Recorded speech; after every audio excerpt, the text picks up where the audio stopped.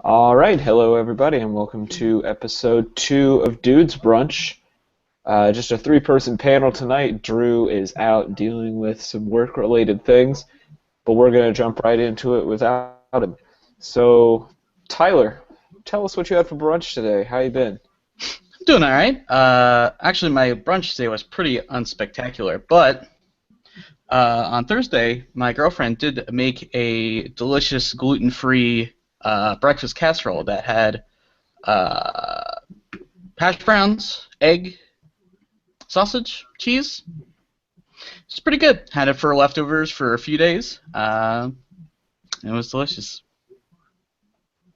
Right on. Sean, how was your week? What did you have for brunch? It was good. Really too exciting. I had cinnamon flavored Chex, which is like the Chex version of Cinnamon Toast Crunch. Pretty good. And black coffee. That's just a staple of my diet all the time. So.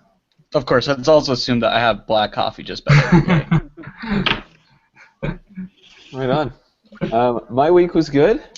I did some worky stuff, and it was work and stuff. And for brunch today, I had 2 fried eggs, a sausage patty, and some non-black coffee because I'm a pansy like that. But I had my breakfast while watching YouTube because I live on the internet. As do I. Yay, internet! Yay! And I think that's as good a segue as any into our first topic, which is, Tyler, you wanted to talk to us about people making fun of your job? That's right. Title of this segment is FYI, I'm a graphic designer. I woke up one morning and there was a video on I think the graphic design subreddit, and it was just titled FYI, I'm a graphic designer. I'm like, this should be fun. Because surely something posted on Reddit, it's going to be snarky.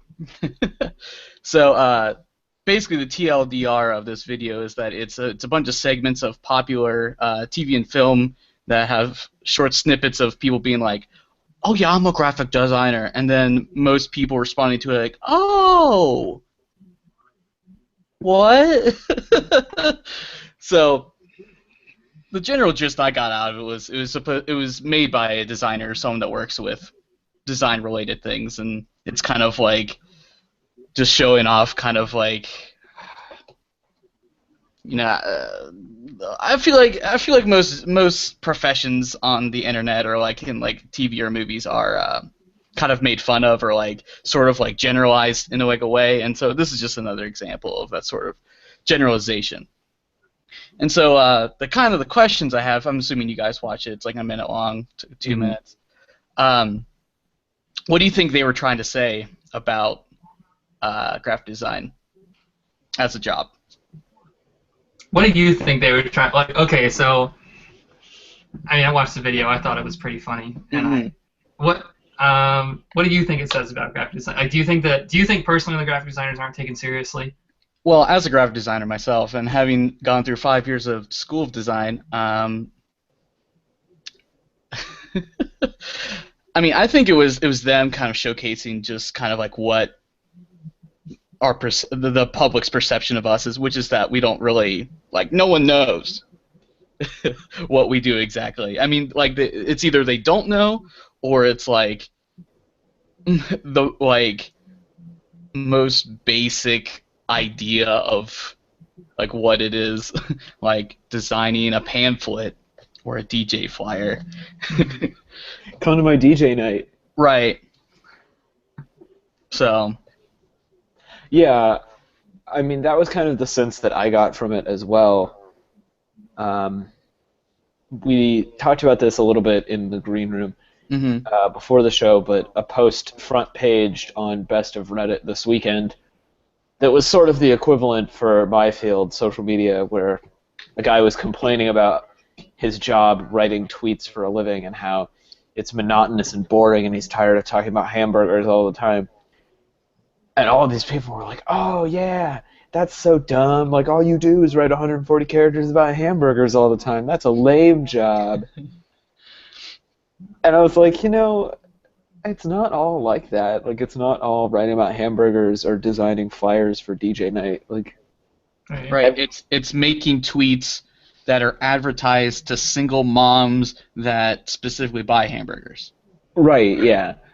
There's a bit more of an art form to any like profession, I guess, than you experience in the entry level job or just by knowing somebody who does that job. Mm-hmm. Yeah, no, Tyler. I mean, my old roommate down at OU, he was a graphic designer, and he just graduated too. And it took him, I think at OU, correct me if I'm wrong, Taylor, but isn't it a 3-year track that you have to do just to get that degree? Like a year to enter, and then 3 years to actually get the degree. So no matter what, like you can't graduate early. Like you're pretty stuck. And like I saw his senior project, what he had to do, and it blew me away. I was like, man, that's crazy. Like that's really crazy what you guys have to do. Like the amount of sophistication and like all the theories and stuff that go into it.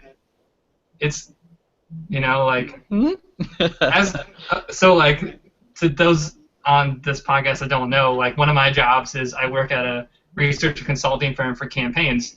And one thing that I don't do is create graphics because it's really difficult. It takes a lot of work, and you really need to know how to do it the right way. You can't just like slap together a mailer and just send it out and it's effective. Like the messaging has to be right, the graphics have to look good and all this stuff, and it takes a lot of time. And if you get one that's right, like not only do you get like rewarded within consultants, but you get rewarded within with votes, which that's ultimately what happened. That's how you get paid, So that's what you're paid to do. But yeah, I have a lot of respect for graphic designers. It's something I just can't do. So the joke is that it's just a lot of repetition, like most things. It's just a lot of doing. Yeah, so. I think every job is a lot of repetition. I mean, I don't even want to know how many times I've tweeted at someone thanking them for following me, but I know that means a lot to that individual person. Unless they're a bot. Unless they're a bot, yeah. And so it's worth it on some level for me to spend all that time investment. And it blows, but, I'm getting paid to do it. Right. But, so then also, my college program actually decided to change the name of it, I guess, within my time at NKU, from graphic design to visual communication. And I wanted to know what you guys thought about that. Is that like avoiding sort of the tough question of no one knows what graphic design is? Is it sort of separating it from graphic design because it does maybe something different than what the public perceives it as?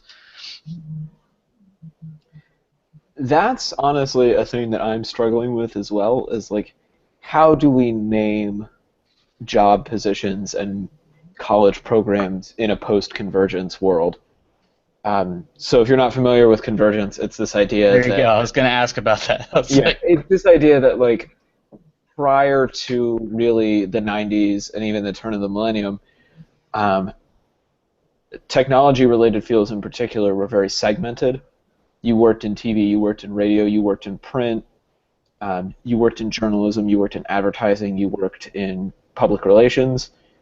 And since the consumer internet really hit, I guess, a mass audience around 1996, 1997, every one of those jobs has just been folding into the other jobs. And to some extent, like, some of them have to remain separated, right? So people who do written content are very different people than people who do graphic content. But they're both content people rather than print people versus script writing people that you might have seen before. And even the word content is starting to be like a dirty word because it's sort of like being used as like sort of, I mean, at its core, it's like throwaway. Content is things that's sort of just satisfies a need and doesn't really like add more to like anything of value. It's just like there. It's specifically in regards to like YouTube. Like a lot of people say like Let's Plays are sort of just content because it's not like missing an episode of like someone playing through a game. It's not like you're like, oh, but like a news show, someone do like a news show like Philly D, you want to see those because they have like input and there's interesting things going on there. So Yeah, I think content gets poo-pooed right now because there's just so much of it that we think of it as like a bottomless well, because we're not used to having so many options for ways to fill our time. Like we were talking before we went live, Sean has already finished the 3rd season of House of Cards that came out this weekend, and I'm only 3 episodes in.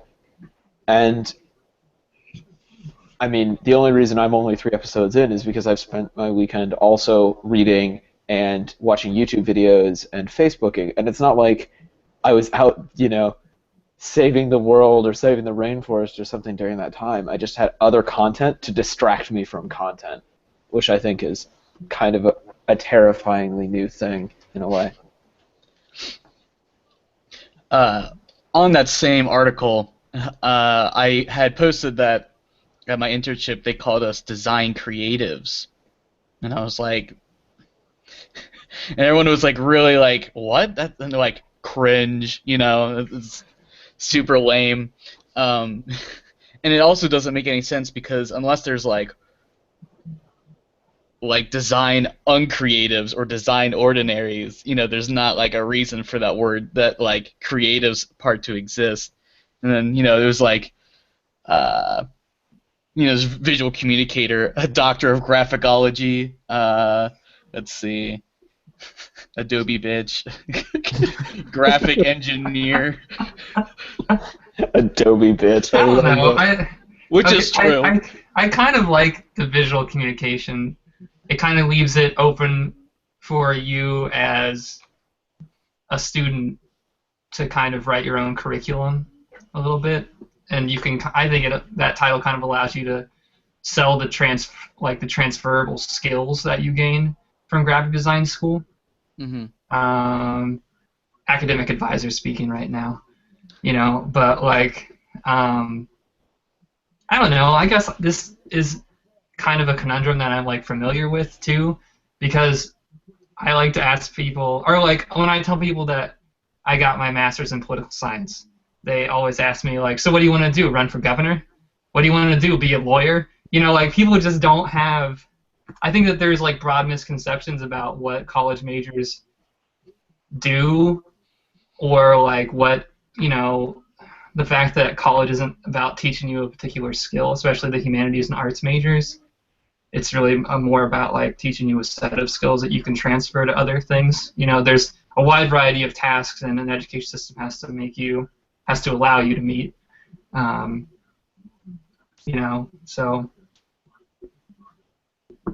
I kind of like it. I don't think that it degrades graphic design at all, because you can still say like, well, I'm a graphic designer, but I got my degree in visual communications. But I don't know. I mean, does it say that on your diploma? Does it say somewhere that you graduated from the School of Visual Communications? Yeah, it's visual communication, and it almost kind of like I said that sort of just as a question, just to see what you guys thought about it.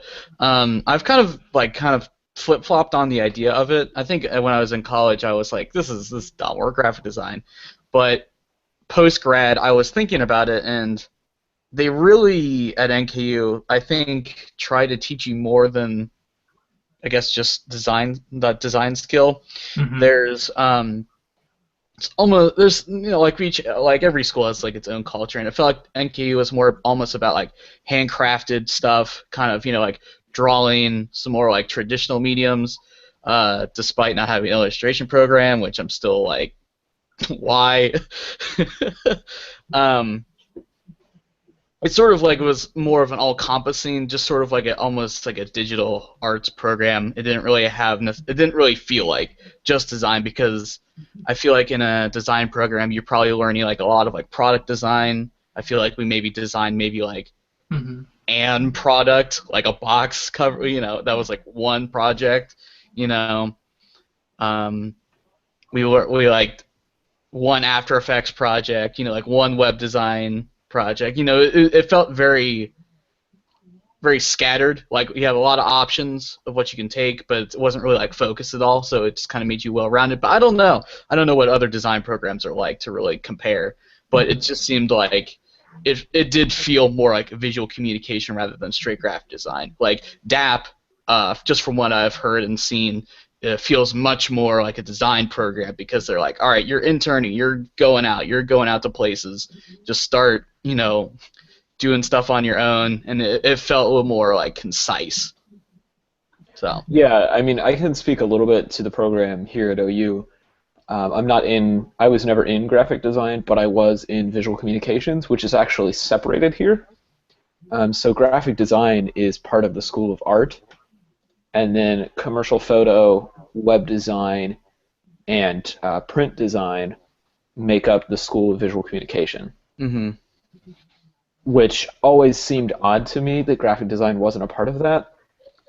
But visual communication was a BSc degree, and graphic design was a BFA, which I think is why. Well, we are a BFA program, so that's probably why that it's not. Right. Because I did feel like there wasn't as much focus on tech, which, I mean, for me, I feel like post-grad, I'm like, well, I probably should have learned a lot more tech-related stuff. Because I'm like, just a general like search on, the Cincinnati surrounding area, like design jobs. It's a lot of web stuff, so I felt a little unprepared for it in that respect. So that makes sense.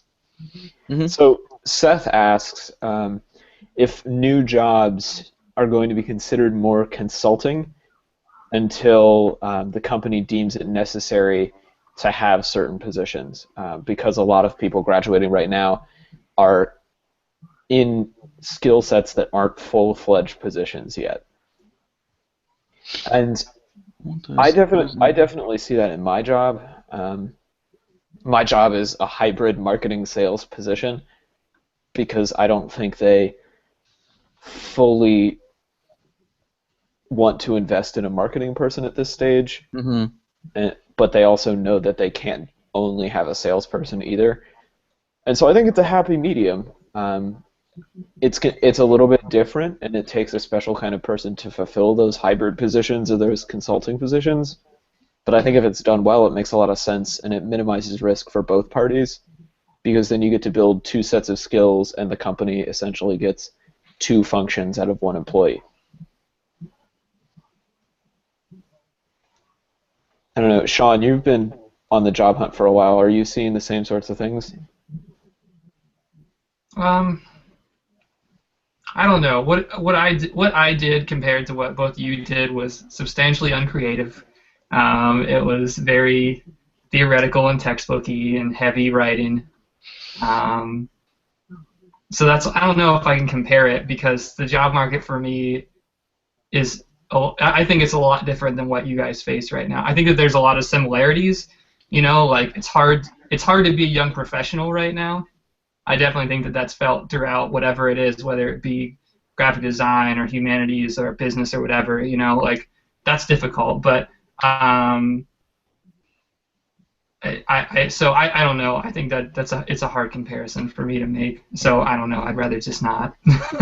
That's fair. I mean, the struggle that you guys feel is a real struggle, and I don't want to degrade that by saying like it's easier or harder for me. So it's a struggle.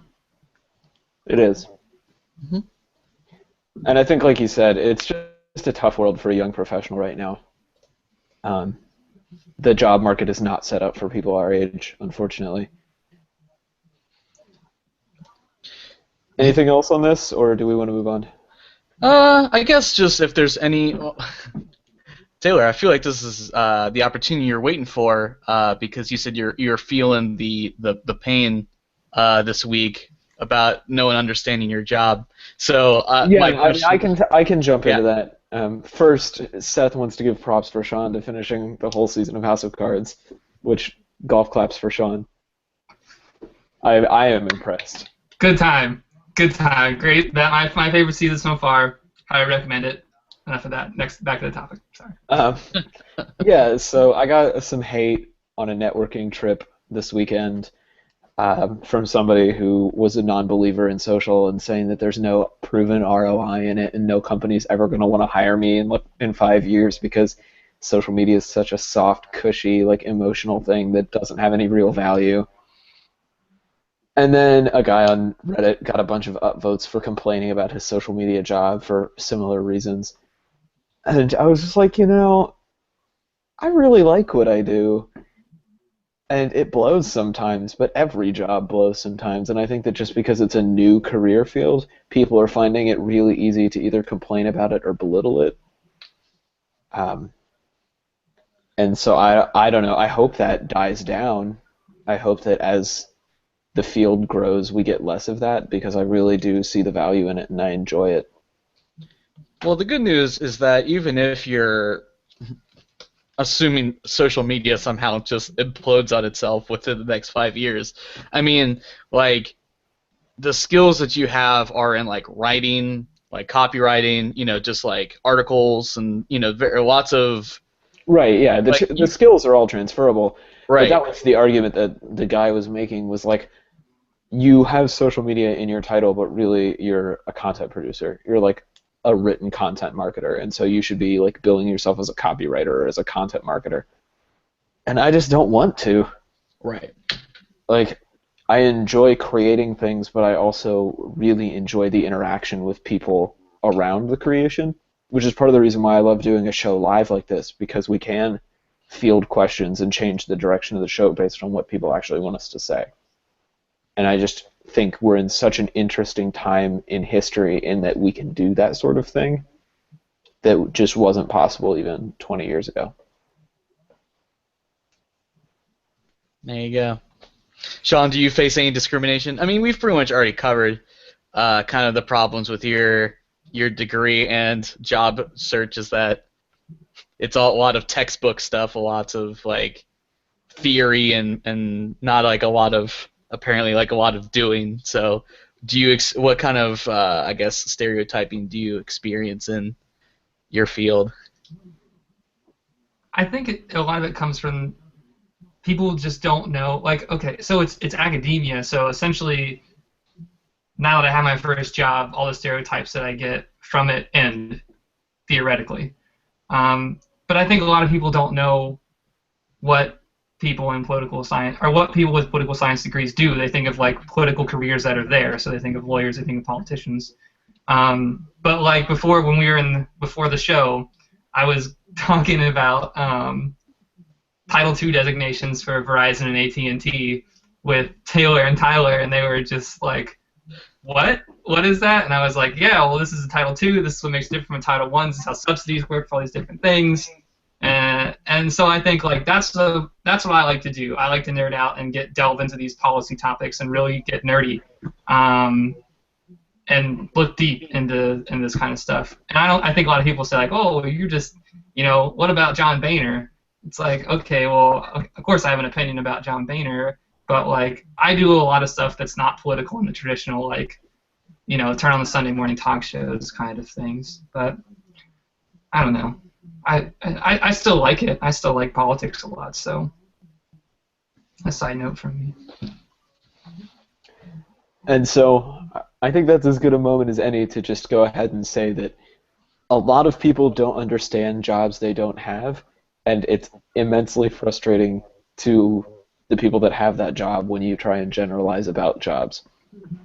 Just respect it. People work hard at their jobs. I don't, like people that do what I don't do, I got a lot of respect for them because I was a carpenter once. That was awful. I forgot about that. That's hard work. In a cabinet shop. Or working in a factory. That was really a stressful job. A lot more stressful than sitting in front of my computer running numbers all day. So. Fair. So let's talk about another job that's seemingly not stressful, although I'm sure in its own way it is, being a musician. And specifically being a trendy 80s synth pop musician. So my topic this week was Tiga, not the rapper Tiga, who is totally different. Very important to remember. Tiga with an I, not a Y. Yes, Tiga, not Tyga. And Tiga makes 80s-inspired EDM pop hybrid music, usually with one or two vocal lines that are like a sentence rather than a chorus or a verse, and then some super analog synthesizers. The video I particularly talked about, you can see links on our Facebook and Twitter. It's called Bugatti. It's the only single he dropped in 2014. And the only line in the whole song is, "Girl walks up to me and says, 'What you driving?' I say, Bugatti." And then the rest of the song is just synthesizers and a really great music video of like people in 80s clothing doing super bizarre things with dominoes and champagne and so it is kind of a cool. Okay, I'll start. It was a cool thing though. Like I kind of liked I think Bugatti and Beep Beep Beep were my favorite of the songs that were on the playlist. I really liked. So I don't know. To the first topic of this, your first question, did the music video color the way that you perceived Tiga's music? Yeah, I wouldn't say it was positive or negative. I just thought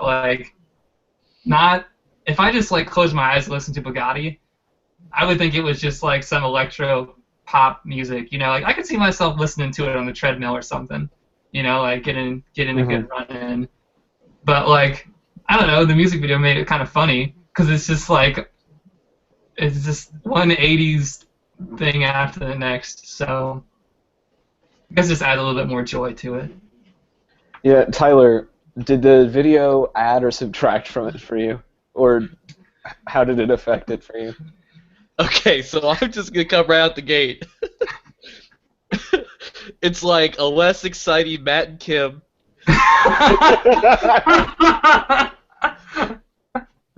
Bunbury 2015. and then my second point, I was like, I had to make sure this wasn't like an SNL skit. I'm like, yeah. I'm like, look at this. I'm like, this isn't real. Well, after I realized this wasn't the rapper Tiga, then I thought it was an SNL skit. Then I was like, what the fuck is this? But yeah. Yeah, when you watch the music video, it does feel like something out of SNL. Like, it's just so over the top. The camera is all over the place. At one point, it does, a sweeping zoom to Tiga in a business suit who, dramatically points at you like a self-help speaker. It's way over the top. But to actually answer the question, I would say that the videos that had the 80s theme were much stronger and much more interesting than the ones before, his remakes and his towards the bottom of his playlist of the music videos. I was like, these is no, this is not good. So you think the 80s aesthetic really makes it for him? Yeah. Yeah, this is kitsch. Of course. Mm-hmm. And that was actually kind of my second question was, we're seeing this big 80s revival thing right now, especially in alternative and EDM. Do you think that it's a kitschy thing, or do you think it's okay to revive a whole decade like this? Because I'm interested in it, but from a distance, and so I'm interested to hear what you guys think. I mean, if those are your influences, yeah, go for it, I remember when we saw Temper Trap, I was like, 80s, but they were really cool. Their show was great. I would go see them again. I thought, I'm gonna hate these guys. Their single is pretty stupid, but it was kind of cool. So I'm not sold on the 80s. I don't really think the 80s aesthetic is that pleasing to me, but hey, do it works for you. If that's your influence, that's fine. Not everybody can walk around and say, I'm bringing back grunge. So whatever. My influence is Dungeons and Dragons. Tyler, no, go ahead. Does the 80s synth pop aesthetic gel with you? I mean, it's fine. That's all I can really say. I mean, it's if you can't tell already, I wasn't 100% into it. The one about shoes was my favorite. The one about shoes is really ridiculous as well, which is not about shoes themselves, but about the sound that shoes make when you walk in them. And she's not taking them off. No, she is not taking her shoes off. Girl. Mm-mm. So, I mean... We'll link to all of these songs after the show in the description and on Twitter, because you just have to experience these music videos. It really was an experience. Yeah. Devote a half an hour of your wasted time to just scrolling through these and watching them, because if not, it'll give you something to talk about on a podcast probably. So I just have all sorts of stupid things to say about this guy. These videos. Dude, go for it. It's just like a fucking like new media like art show, like art gallery, like like these are just like videos you'd see like walking through, you know, with like some like baby baby dolls that are like amputated on like a pike with with like broken TVs. It's like, oh, what was that? Oh. Shit, what was it? There's like that art supply store that was for like for trendy people or like for artists now, like new artists. Oh, what was it? I don't know. Where, in Cincinnati? No, it was like a skit. It was like, it must have been on like Portlandia or something. Okay. I don't remember that. If it was on Portlandia, I don't remember it. But yeah, I think you're right. It does have that like art gallery, super intense, like blank stare vibe to it. There is the one video where all it is him and a bunch of models just staring out no, at I was you. gonna say, like, yeah, there's that whole, it's like 4.5 minutes of, that one model is creepy though, it looks like a Tool video, where she's like all like arched back, and she holds the position the whole time, and I'll give it to her, like, that had to be rough. Oh, can we watch this, or should we just link to it? Yeah, we can't watch it because of copyright concerns, unfortunately, which is really upsetting. But it's called Shocking Art Store, and I think it was a Portlandia skit, and it was like they were selling like already broken like RCT TVs and stuff, like all of the like sort of weird art things that people use for like college projects. I have to find this. Yeah, I mean, that's definitely the vibe here. So do you think this is creative, or do you think it's just kind of like a stale reinvention of the 80s? No, I think it's creative and interesting in the sense that, like, okay, so I haven't seen anything like it, but I think it could. I also thought it was kind of stale too. Like, it just plays on what's already going on in a lot of crazy bright colored neon. What was that band that had the party rock anthem? LMFAO. Yeah, I felt like it was kind of that a little bit. The really sad LMFAO. Yeah. They were so different before they got really popular. That was much more intense music before party rock. Really? Yeah. Like Hadouken type of stuff? I guess. It was just much more, I don't know, I guess it was much more urban. I don't know. Yeah, Tyler, what do you think? Tiga, creative or just rehashing?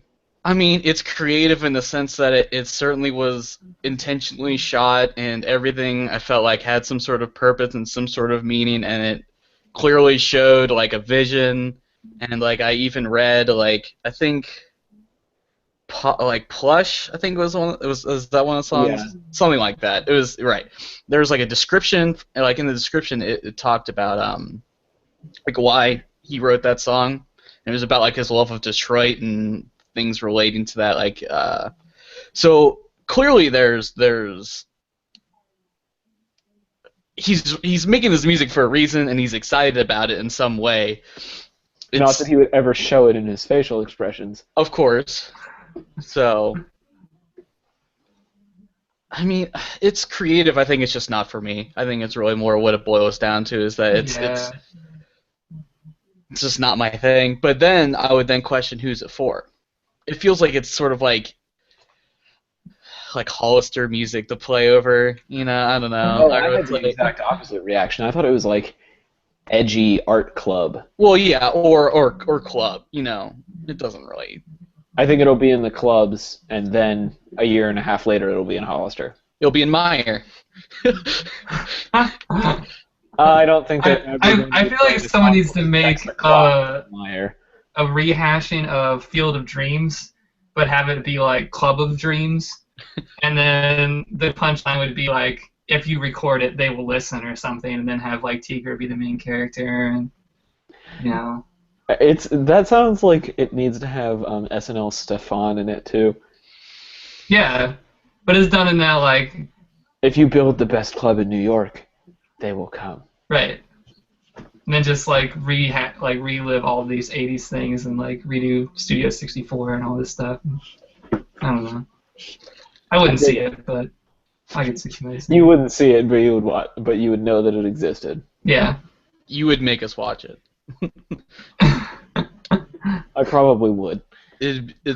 I'm sure everyone has that guy in their friend group that's like, here, watch this ridiculous thing that will destroy all of your sensibilities. Oh, you mean like Big Frida? Well, yes, that. I was thinking of Don't Hug Me, I'm Scared, but that too.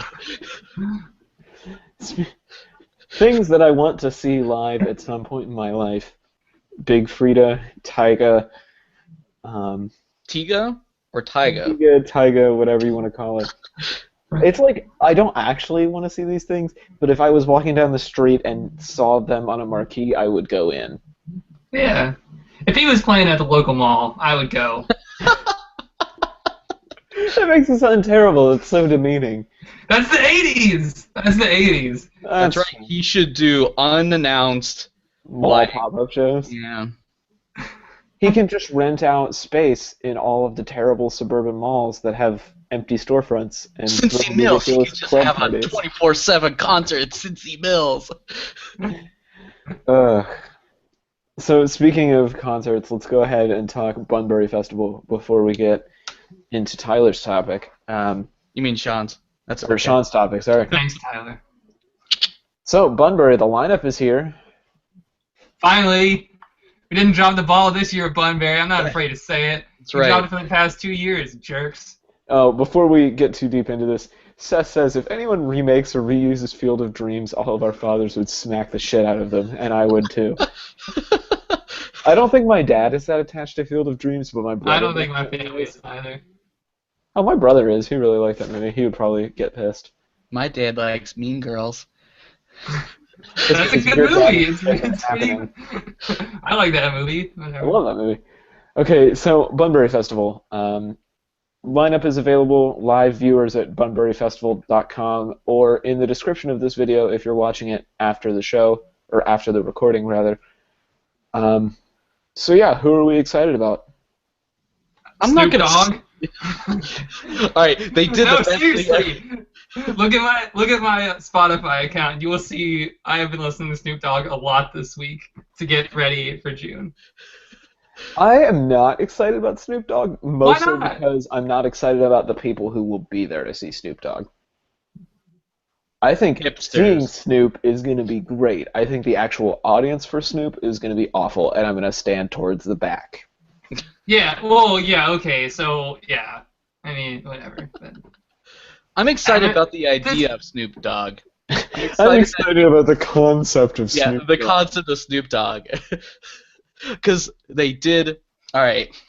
Wait, hold on. Snoop Lion released something... No, that's what I want to know. I'm confused now. I thought it was Snoop Lion, and now it's Snoop Dogg. Like, He changed back. Okay, so what was the last thing... When was the last time he released something? Do we know? 2013. It was Snoop Lion. Okay, well...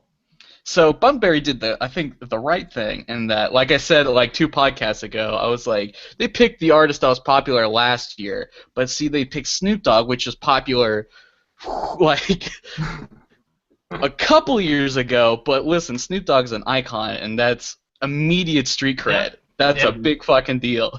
It doesn't matter who goes to see him, it's just the fact that he's there. I would almost guarantee you that he's playing on Saturday night. Yeah.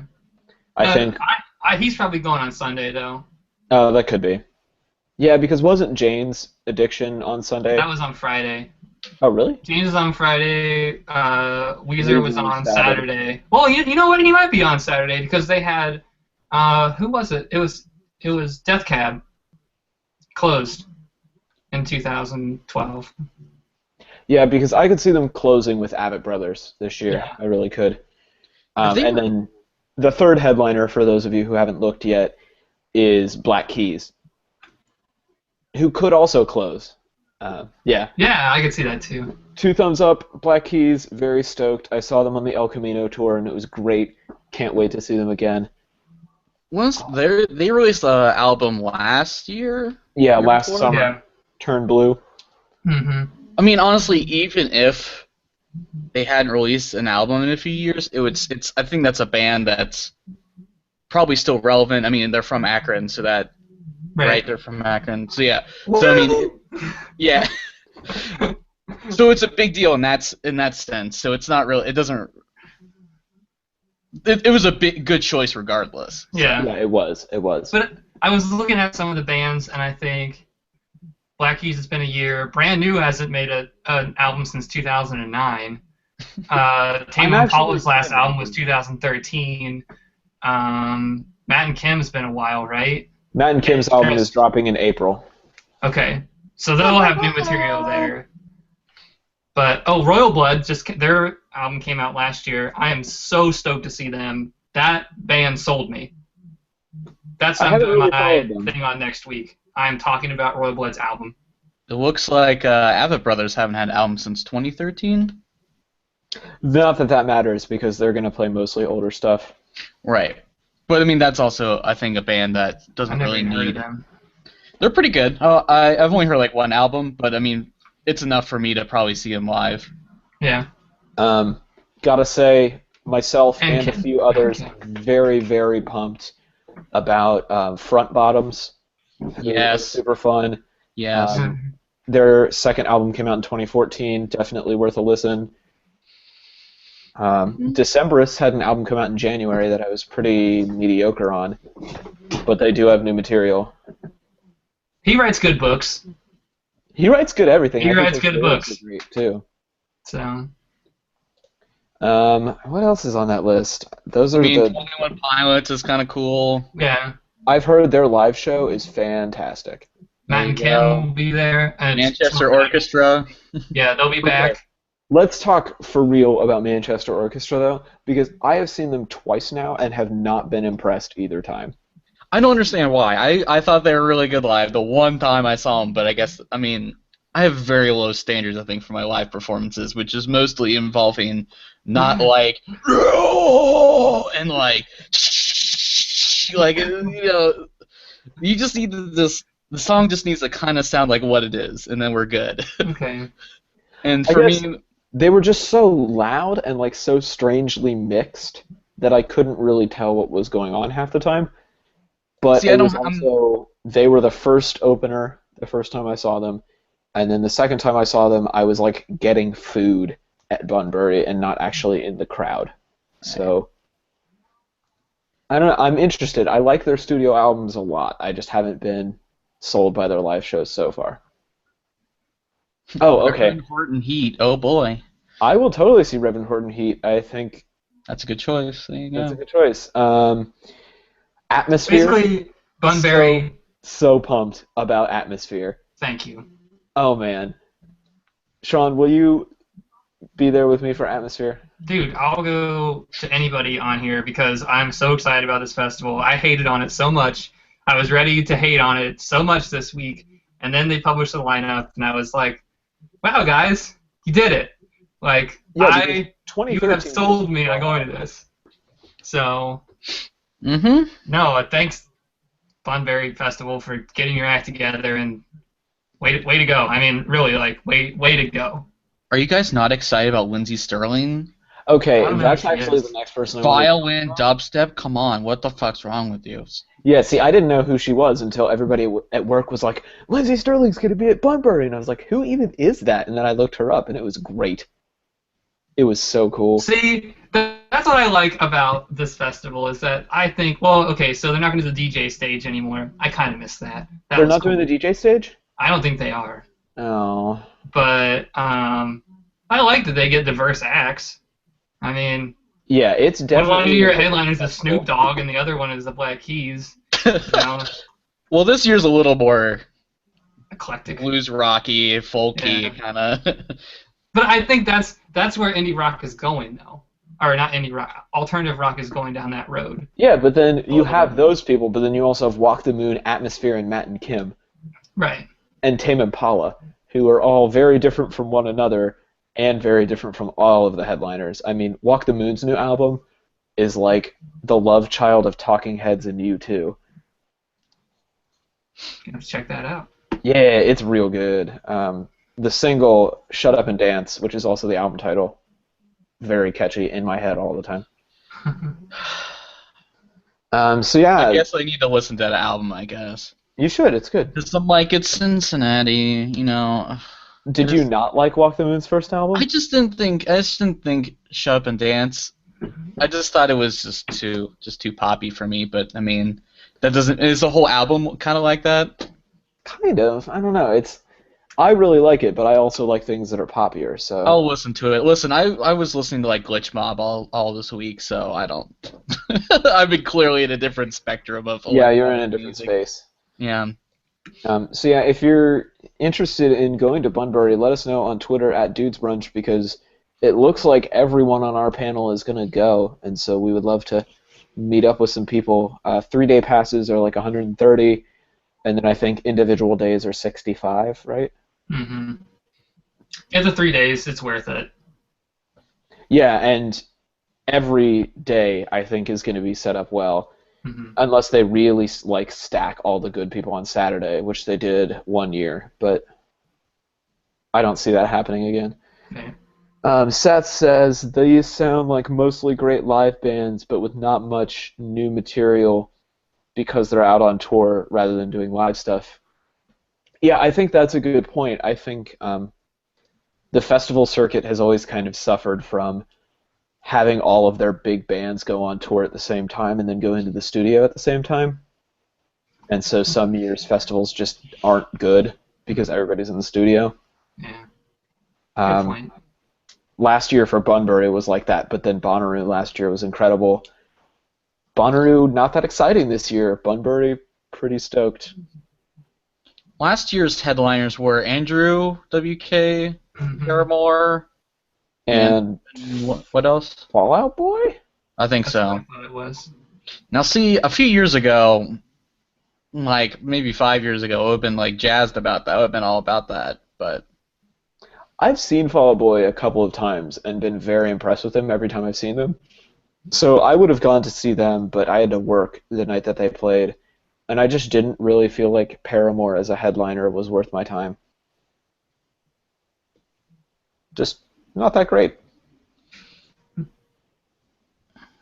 And then 2013, it was fun.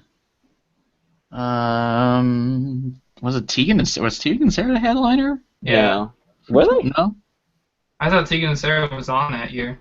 Maybe they weren't the headliner, but they were there. I'm trying to figure out who was headlining in 2013.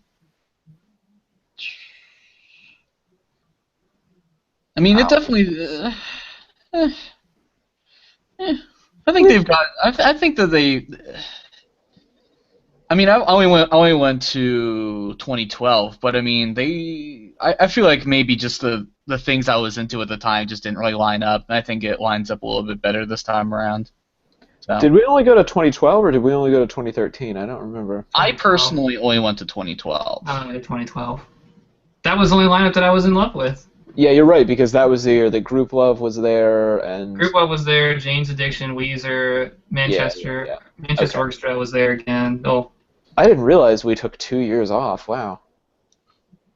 Well, let's be honest, the first year we were super stoked, and then the next year after, it was kind of like, well, this is just okay, you know, right. So...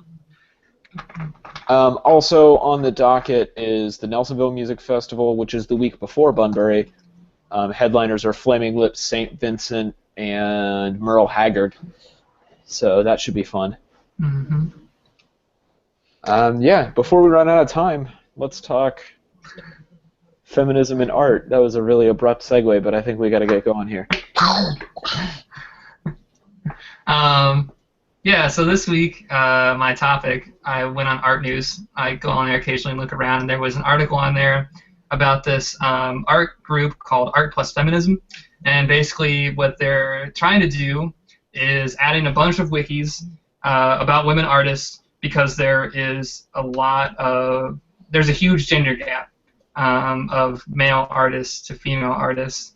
And I was looking through some of it. I think they've probably done over 200, maybe even 300 right now, but they do it a bunch across the world, all these cities. It's all just volunteers that do it. They get together.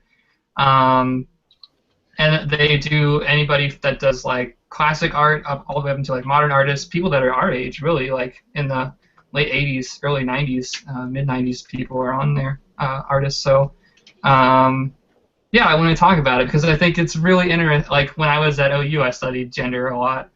And I knew that there was a disparity on Wikipedia, but I didn't know that. Like this was really interesting because there was such a huge disparity in terms of gender across Wikipedia. Period. So my first question was, does it surprise you guys? I mean, you guys are more into art than I am. I traditionally only took one art class in college. That's it. Does it surprise you guys that there is such a disparity in women artists versus male artists online? Do you see that in your curriculums? Did you see that in your studies? I definitely saw, I saw people pushing against that in my studies.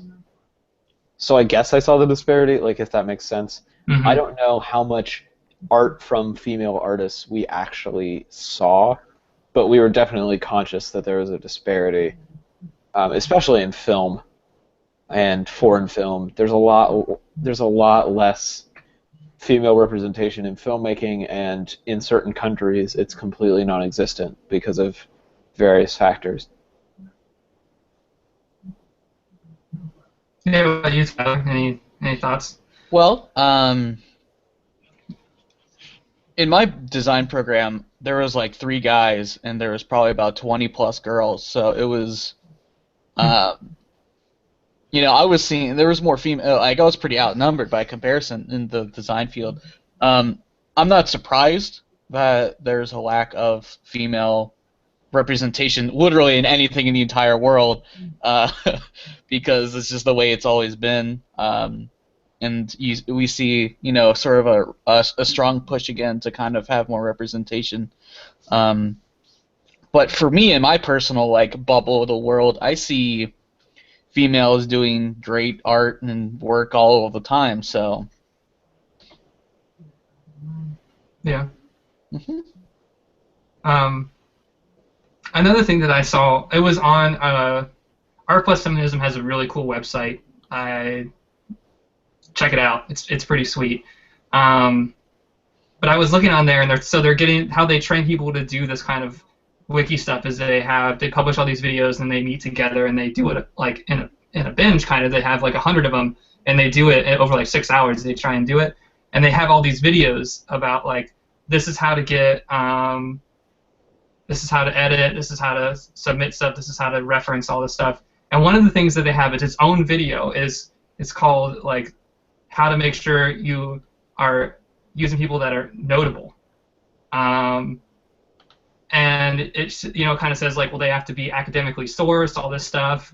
And this week I went online just to try it. I went on a wiki page and I tried to edit some of the content. I tried to add something that I thought was significant, and I put a first source and a couple second sources, and the administrator rejected it because he said that there wasn't enough secondary sources that cared about this particular topic. And I totally disagree, but whatever, that's my opinion.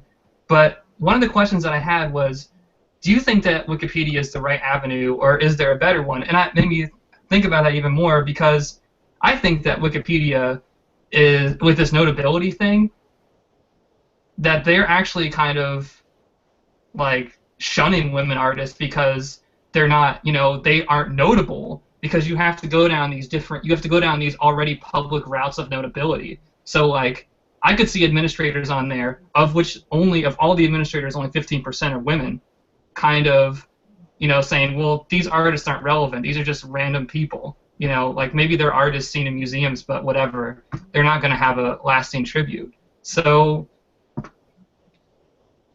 What do you think? I mean, I don't know. I kind of started to dislike Wikipedia a lot based on that information, like this notability thing. I think that's an interesting point. I think notability is important for Wikipedia to police, because otherwise we would have Wikipedia articles about things that just don't need to be in the public knowledge base, and there is a finite amount of server space, and so I understand why that safeguard is there. Like, they want to conserve resources in the most effective way. But I agree. I think that the standard is a little bit too tight, particularly when you're talking about something like the notability of art, because I mean, art publications are very snooty, I guess is the word that I would use to begin with. Like, you look at street artists, which we're all interested in to some degree, they don't get public acknowledgement hardly ever until they hit massive scale. And so I think in a similar way, if a female artist isn't going to get recognized until they hit a certain point of mass appeal or mass awareness, then yeah, it is kind of discriminatory. But I mean, like you said, you had like one primary source and two secondary sources, right? Mm-hmm. Do you think it's because you didn't have enough sources, like you needed more sources, or is it like the quality of source, or was it just like the topic? I guess I was just seeing if I could do it. I mean, Yeah. the topic was something that's of my own thing, like my own kind of activist thing that I was on there, you know, like I tried to make it not a political thing. It was on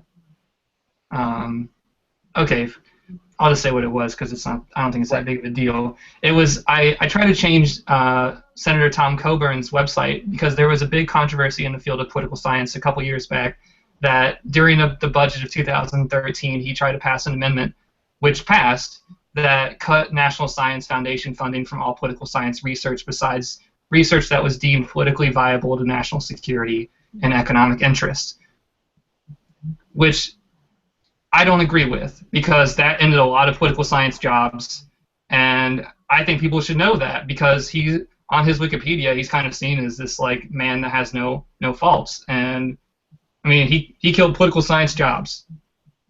So I wanted to put that on there because I think it's important for people to know, like, he's not the bright shining beacon on top of the hill. So but yeah, it got rejected because the sources weren't right. There wasn't enough secondary sources. But two, it was kind of just to see if I could do it, to see if I could make a change that would last. You know, what is the process like to go edit a Wikipedia page or create one?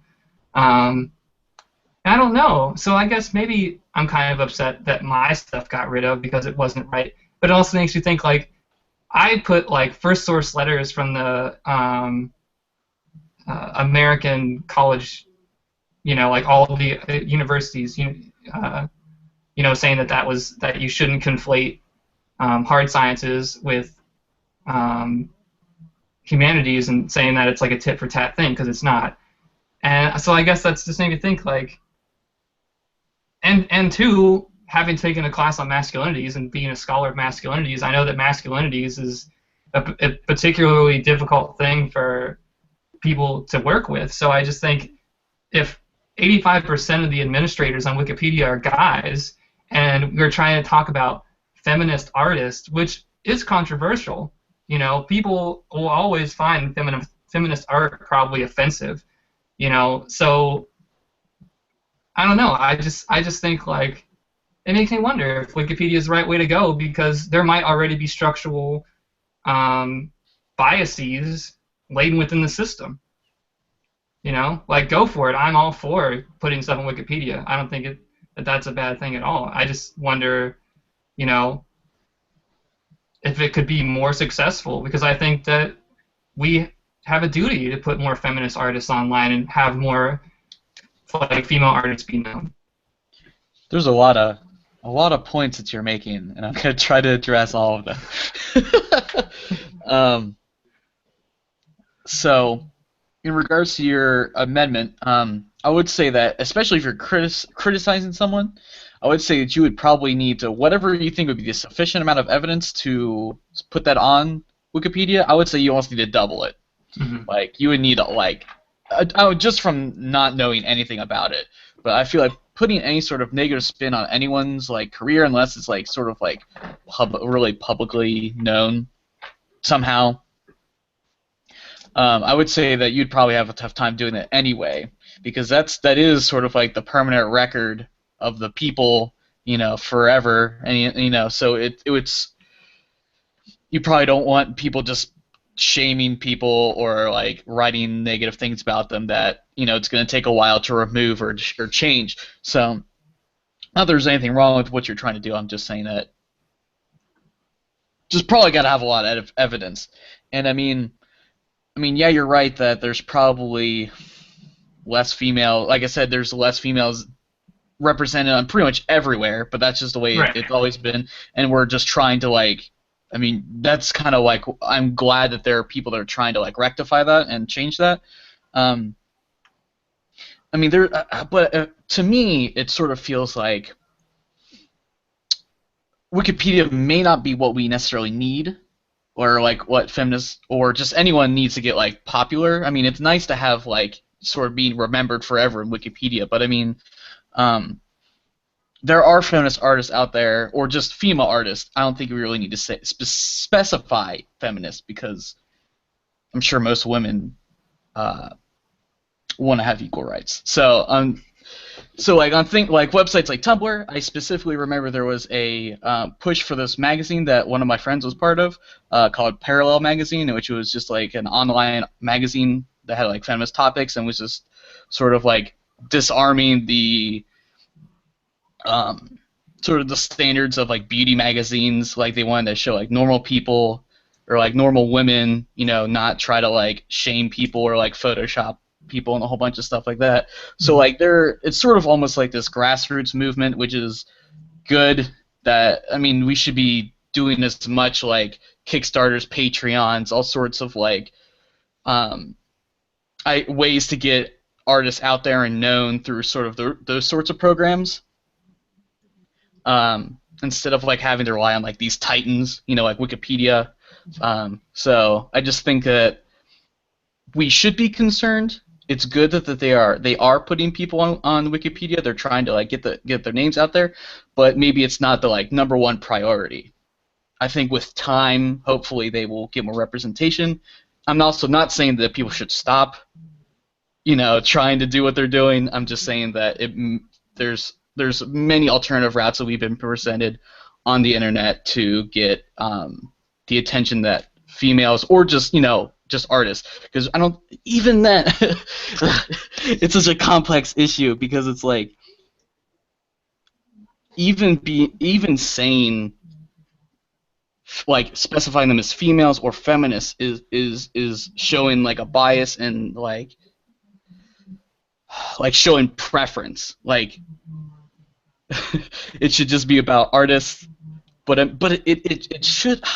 It's I'm racking my brain trying to like. No, you're right. It's complicated because like I think, tell me if this is wrong where you're going. Like when you say, okay, well, when we single out feminist artists, why can't we single out like transgender or queer artists? Is there always going to be a backlog of that? Is that what you're trying to say?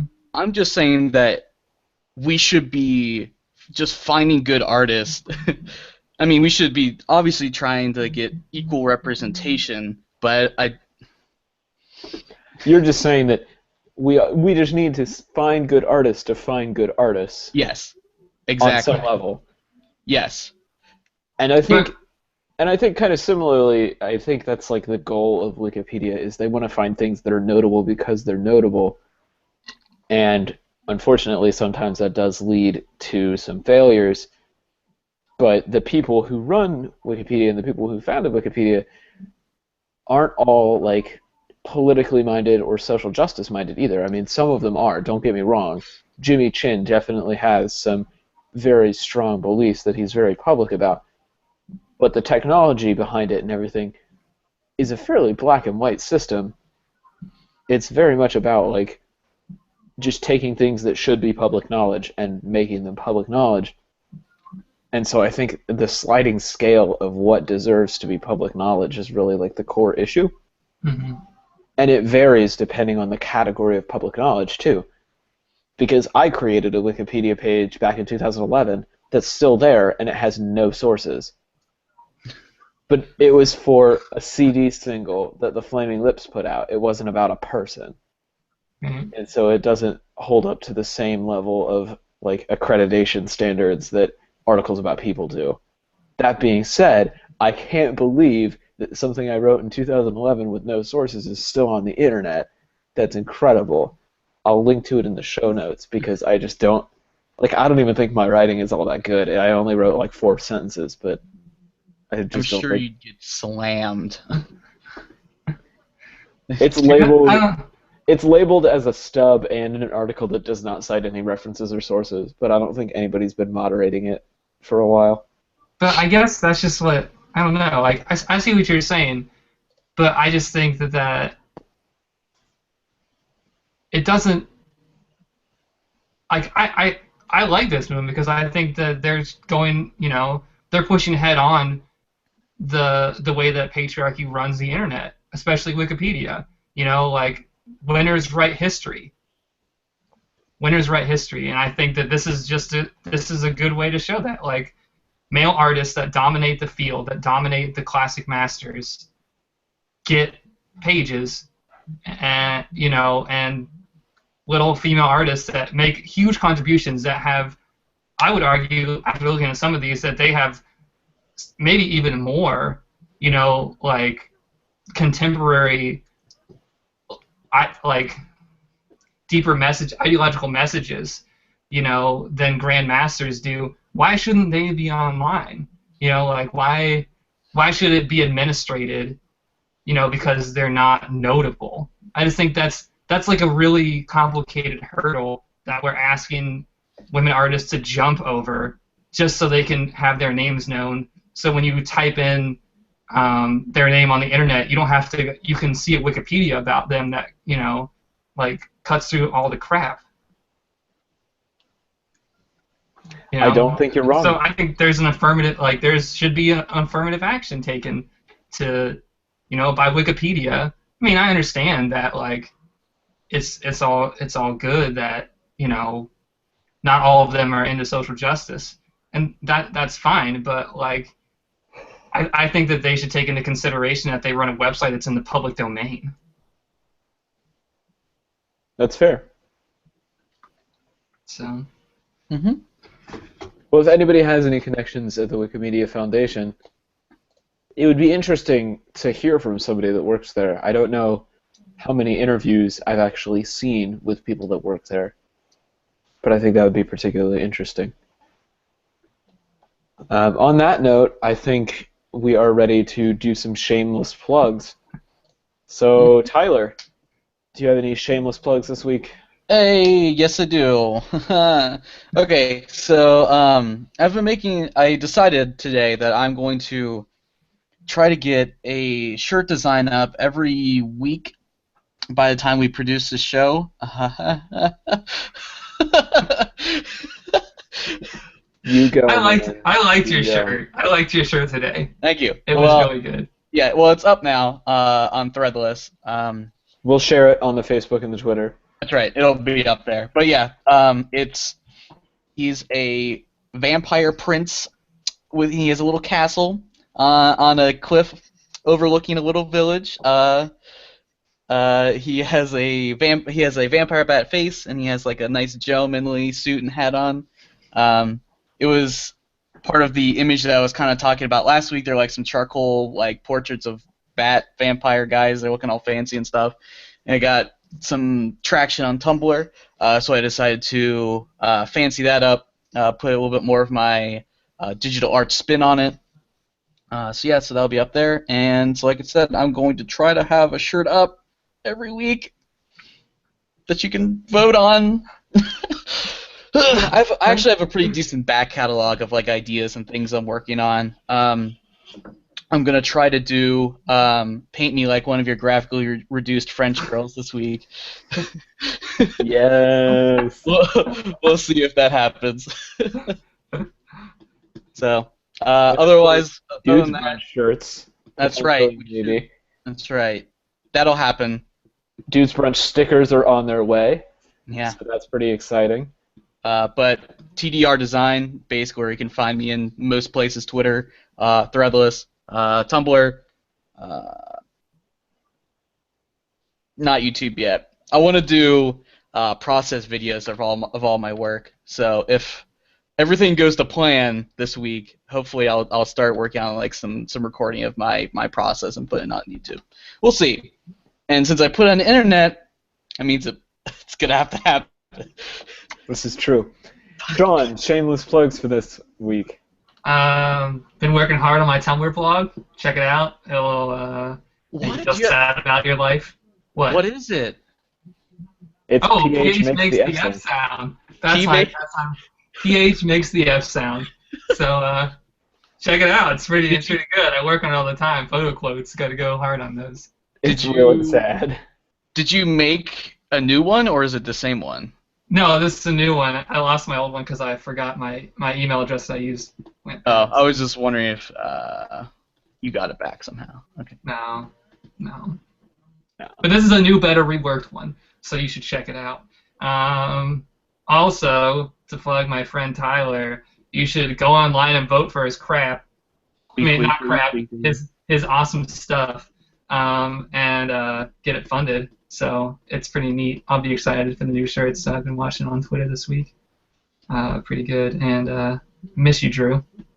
Yeah, missing Drew. Drew would want us to say, follow me on Twitter at jetskiskiski. And look at all of his ramblings over there. And my shameless plug for this week, of course, follow me on Twitter as always. I'm really going to try and write something for Medium this week so I can plug it next week. I have not had time to write at all. But part of the reason I haven't had time to write is that the company that I work for was featured in the Sports Illustrated swimsuit edition. Hey. That's cool. So you can check us out. You can see Taylor in there. He was good in the bikini. See me in there. You cannot see me in there. But you can see one of the products that I sell. It's on page, I think, 131 in the swimsuit edition, so check that out. Our trivia prize this week, which is buried in a bag behind me somewhere because I haven't unpacked it yet, is going to be a 45 of Culture Club's, or no, not Culture Club, sorry, Human League. Human League's Don't You Want Me, Baby? So if you want that on a 45, I know you want it, and it knows you want it too. Follow us on Twitter at Dudes Brunch, or like our Facebook page, Dudes Brunch Podcast, and we will be asking the trivia question there in the next 24 hours or so. First person to get the question right gets the record mailed to them. So that's it, unless anybody else on the panel has anything. Next week, we are going to talk about all of the Casper the Friendly Ghost animated series. So look out for that. Start prepping. Yeah. It's going to be a good time. Binge it on Netflix. Casper the Friendly Ghost animated series, not the movie. The movie is garbage. Completely out of context of the season that we're in. Exactly. That spring hit phenomenon, Casper. The Friendly Ghost. So thanks, everybody. We'll see you next week for Dudes Brunch. Toodles.